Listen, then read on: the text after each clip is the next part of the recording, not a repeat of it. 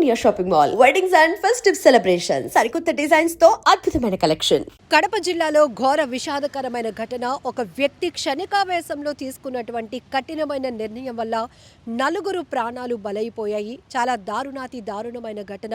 కుటుంబం మొత్తం కూడా రైల్వే ట్రాక్ పైకి వెళ్ళి దూసుకొస్తున్న రైలుకి ఎదురుగా పడి ఏడాదిన్నర వయసు ఉన్నటువంటి బిడ్డతో పాటు భార్యాభర్తలు మృతి చెందారు. అయితే ఆ మనవడి ఇంటి నుంచి బయటికి వెళ్ళిపోయిన ఘటన తట్టుకోలేనటువంటి నానమ్మ మరోవైపు ఇంట్లో గుండాగి మరణించింది. ఎంత దారుణమైన ఘటన. శంకరాపురానికి చెందిన శ్రీరాములు, శిరీష ఇద్దరు భార్యాభర్తలు. వీరికి ఏడాదిన్నర వయసు ఉన్నటువంటి రిత్విక్ ఉన్నారు. 2 ఏళ్ల క్రితం వీళ్ళకి మ్యారేజ్ అయింది. మేనమామ కూతుర్నే పెళ్లాడినటువంటి శ్రీరాములు మద్యానికి మాత్రం బానిసయ్యాడు. తరచుగా మద్యం మానేయండి అంటూ భార్య చెప్తూనే ఉంది. ఇదే విషయంపై తరచుగా భార్యాభర్తల మధ్య గొడవలు జరుగుతున్నాయి.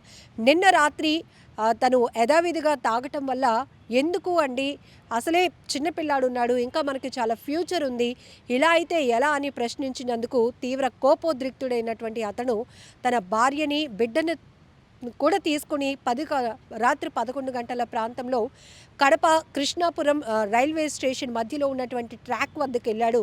దూసుకొస్తున్నటువంటి గూడ్స్ ట్రైన్కి ఎదురుగా వెళ్ళి మొత్తం ముగ్గురు కూడా బలవంతంగా ప్రాణాలు తీసుకున్న ఘటన ఘోరమైన ఘటన. చాలా బాధాకరం. రైల్వే ట్రాక్పై చెల్లాచెదురుగా పడి ఉన్నటువంటి ఈ భార్యాభర్తల మృతదేహాలతో పాటు చిన్నారి మృతదేహాన్ని చూసి కూడా పోలీసులు చలించిపోయారు. ఈ దృశ్యాలు తీవ్రంగా ప్రతి ఒక్కరిని కలిచివేస్తున్నాయి. అయితే రాత్రి జరిగినటువంటి ఘర్షణతో మనవడు ఇంటి నుంచి బలవంతంగా బయటకు వెళ్ళిపోవటాన్ని జీర్ణించుకోలేనటువంటి నానమ్మ సుబ్బమ్మ కూడా ఇంట్లో గుండె ఆగి మరణించింది. ఒక్కసారిగా ఒకే కుటుంబంలో నలుగురు మరణించడంతో తీవ్ర విషాదకరమైనటువంటి ఛాయలు అలుముకున్నాయి. ప్రతి ఒక్కరూ జీర్ణించుకోలేనటువంటి ఘటన ఇది.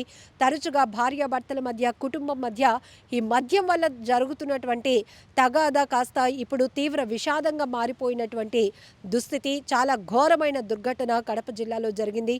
ఒక్కసారిగా ప్రతి ఒక్కరూ తీవ్రంగా చర్చించుకుంటున్నారు. ఏముంది, కుటుంబం కోసం ఉన్నటువంటి వ్యసనాలు మానేస్తే ఏమైనా అయిపోతుందా? తాగడం వల్ల ఎంత ప్రమాదమో తెలిసినప్పటికీ కూడా ఆ వ్యసనానికి బానిసలైపోతున్నారు.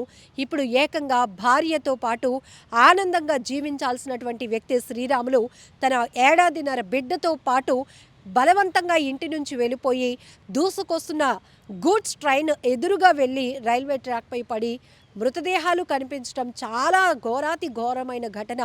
అయితే ఇప్పటికీ కూడా తెల్లవారుజామున ఈ ముగ్గురు కూడా చనిపోయారు అనే విషయం తెలుసుకోవడంతో ఒక్కసారిగా పెద్దాయన గుండె ఆగిపోయినంత పని అయిపోతోంది.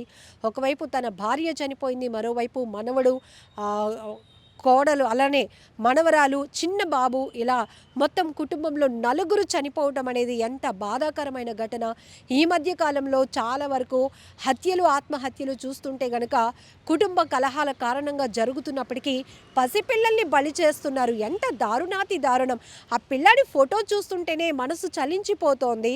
ఎంత అల్లారు ముద్దుగా చూసుకోవాల్సినటువంటి ఆ తల్లిదండ్రులు ఎందుకింత కఠినంగా వ్యవహరిస్తున్నారో, పిల్లల్ని కూడా బలి తీసుకుంటున్నటువంటి ఘోరమైన ఘటనలు ఇంకెన్ని చూడాల్సి వస్తుందో అని భయమేస్తుంది. ఇలాంటి విషయాలు చూస్తుంటేనే చాలామంది మనసు కలిచివేస్తున్నటువంటి దృశ్యాలు ఇవి. ఎందుకంటే జీర్ణించుకోలేకపోతున్నాం.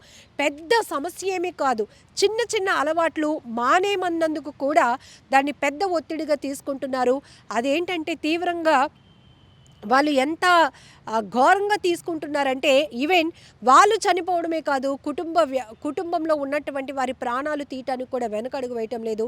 ఇక్కడ శ్రీరాములు అనే ఒక వ్యక్తి తీసుకున్నటువంటి కఠినమైన నిర్ణయం వల్ల నలుగురు బలైపోయినటువంటి దుర్ఘటన. చాలా బాధాకరమైన విషయం. ఆ కుటుంబం తేరుకోవడం కూడా ఎవరి వల్ల కాదు, వాళ్ళని ఓదార్చడం కూడా ఎవరి వల్ల కాదు. ఒకవైపు ఆ శిరీష మృతదేహాన్ని చూసి ఏడవాలా, చిన్న బాబు మృతదేహాన్ని చూసి ఏడవాలా, శ్రీరాములు ఇలా మద్యం మానేయమన్నందుకు తీసుకున్నటువంటి నిర్ణయం వల్ల ఇంతమందిని బలి తీసుకున్నాడు అని ఏడవాలా, ఓవైపు మనవడ కోసం ఆగిపోయిన గుండె నానమ్మ కోసం ఏడవాలా తెలియలేనటువంటి ఘోరమైన దుస్థితి ఆ కుటుంబంలో నెలకొంది. చాలా బాధాకరం.